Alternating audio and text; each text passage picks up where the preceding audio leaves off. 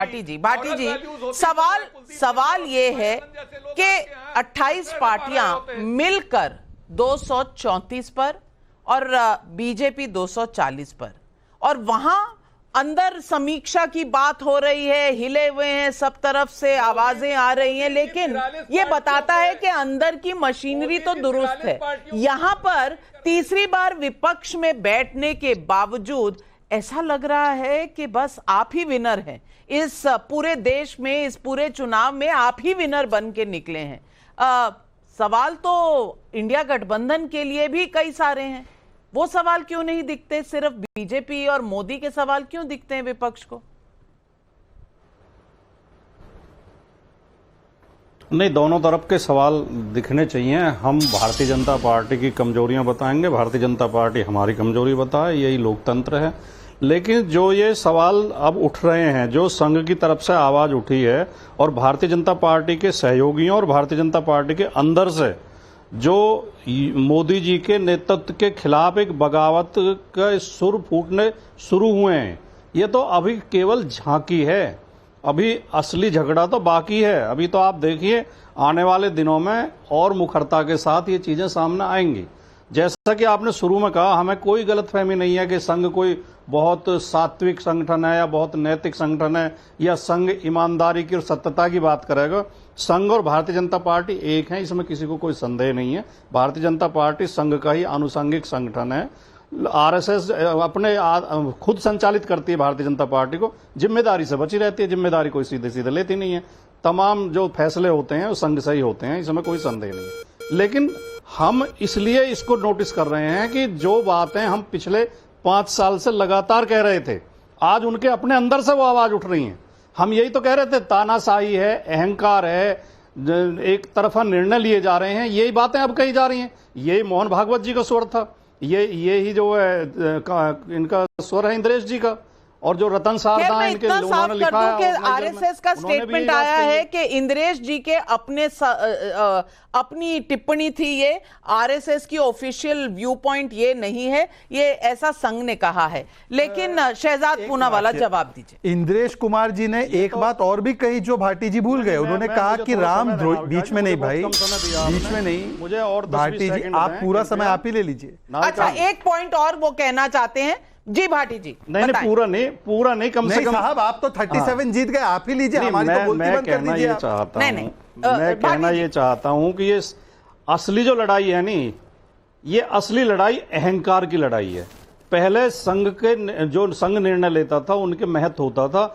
मोदी जी ने अपने अहंकार में संघ की बातें सुननी बंद कर दी हैं। अच्छा, इस चुनाव में तो संघ ने कई जगह टिकट तय कर दिए थे, लड़ाई नहीं और है, अब ये मैं बहुत लोकतंत्र जिम्मेदारी की के साथ लड़ाई नहीं है, ये अहंकार की लड़ाई बन गई। अब आप जवाब दीजिए शहजाद। अब भाटी जी यदि आपकी अनुमति हो तो बड़े विनम्रता से मैं 2-3 सवाल आपके तरफ दागना चाहता हूं, क्योंकि आपने इंद्रेश कुमार जी का जिक्र किया। इंद्रेश कुमार ने तो ये कहा कि जो रामद्रोही है उनको संपूर्ण तरीके से 234 पे समाप्त कर दिया।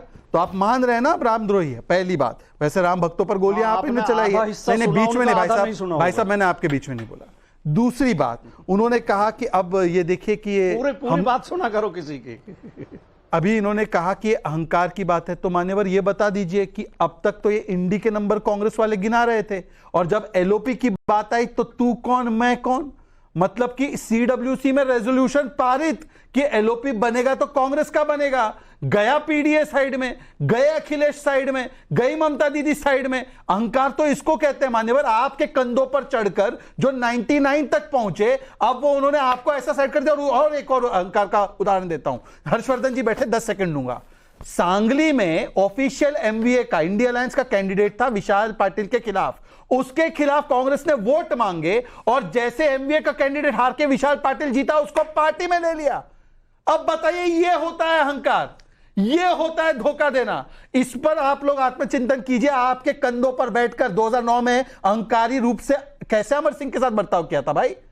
क्या बर्ताव किया था? आरजेडी के 4 सीट आए थे 2009 में भाई, आपको याद है ना? डिनर पार्टी से निकाल दिया था। इसलिए मुझे लगता है अहंकार क्या होता है वो कांग्रेस पार्टी ने आपको कई बार दिखाया, अब भी दिखा रही है। हर्षवर्धन त्रिपाठी जी, चुनाव हमने देखे, जो प्रदर्शन हुआ वो सबने देखा, हैरानगी भी हुई, लेकिन जो इस वक्त सुर आ रहे हैं, चाहे वो संघ से हो, चाहे वो बीजेपी के अंदर से हो, और चाहे जिस तरह की बैठकें हो रही हों, आपको क्या लग रहा है, मंथन है या बीजेपी में दो फाड़ हो रहे हैं? देखिए नविका जी, अगर ये सवाल कोई भी कर रहा है या किसी के मन में आ रहा है कि कोई दो फाड़ हो गए, एक शब्द और मैंने सुना अभी कि बगावत हो गई है, कोई कह रहा है संघ और भाजपा अलग अलग हो गए हैं, तो उनको दरअसल राष्ट्रीय स्वयंसेवक संघ और भारतीय जनता पार्टी के संबंधों के बारे में कुछ भी नहीं पता है।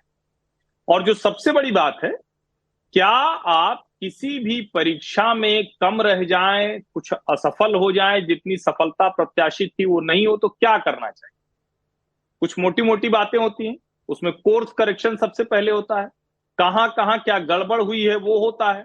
और इंद्रेश कुमार जी का बयान संघ का बयान नहीं है। इंद्रेश कुमार जी का आज की तारीख में वो कोई ऐसे दायित्व में नहीं है, उनका जो जिम्मा है वो मुस्लिम राष्ट्रीय मंच का है। तो अच्छा होता वो ये बताते कि कितने मुसलमान और भाजपा से जोड़ लिए, मुसलमानों ने कम वोट दिया तो क्यों दिया, है ये अलग विषय हुआ। अच्छा हुआ कि संघ ने अपनी तरफ से बता दिया। लेकिन राष्ट्रीय स्वयंसेवक संघ के सरसंघ चालक मोहन जी जब कुछ कहते हैं, और विशेष करके जब वो नागपुर में कार्यकर्ता शिविर में बोल रहे थे, बड़ी सीधी सी बात है, संघ समाज के बीच में काम करता है। राजनीति करने वाले राजनीति करते हैं, बड़े नेता बनते हैं, प्रधानमंत्री मुख्यमंत्री सब बनते हैं। संघ समाज के बीच में काम करता है। समाज में जो सवाल खड़े हो रहे होते हैं उनका जवाब देना ये सरसंघ चालक का दायित्व है। हर स्वयंसेवक के मन में अगर कुछ है तो उसको बताना उनका दायित्व है। वो काम उन्होंने किया। अब भारतीय जनता पार्टी के बीच में क्या नेताओं में अहंकार है? क्या वो सेवक की भूमिका से अपने आप को ऊपर समझने लगे हैं? क्या देश के ऊपर उनको कुछ लगने लगा है? क्या जिस एजेंडे के लिए, जिस मकसद के लिए, जिसको बार बार कहा जाता है, उससे कहीं डेविएट हुए हैं? क्या ऐसे लोग टिकट दे दिए गए जो बिल्कुल ही एकदम, जिसको कहते हैं ना कि विचार के प्रतिकूल हो गए? इन सारे सवालों का जवाब तो खोजना पड़ेगा। और ये अच्छी बात है, जो पार्टी खोजेगी वो आगे जाएगी, कोर्स करेक्शन करेगी। जो नहीं खोजेगी वो 100 पर 145 पर भी सरकार बनाएगी। असली संकट ये है कि पूर्ण बहुमत की सरकार नहीं बनी। ये भाजपा के लिए और संघ के लिए चिंता का विषय है। यहां बात की जानी चाहिए। बिल्कुल, और सवाल पब्लिक भी पूछ रही है। राकेश कुमार का नोएडा से सवाल है, गजब हो गया, क्या आज विपक्ष भी आरएसएस का प्रशंसक हो गया? कान्हा शर्मा का मथुरा से सवाल है, क्या यह सही नहीं कि बीजेपी के लिए जितना प्रयास और मेहनत मोदी जी और योगी जी ने किया है, अगर उतनी ही मेहनत बीजेपी के विधायक और सांसद कर लेते तो क्या बीजेपी यूपी में 60-70 सीट नहीं जीतती? दीवान अरोड़ा का सोनीपत हरियाणा से सवाल है,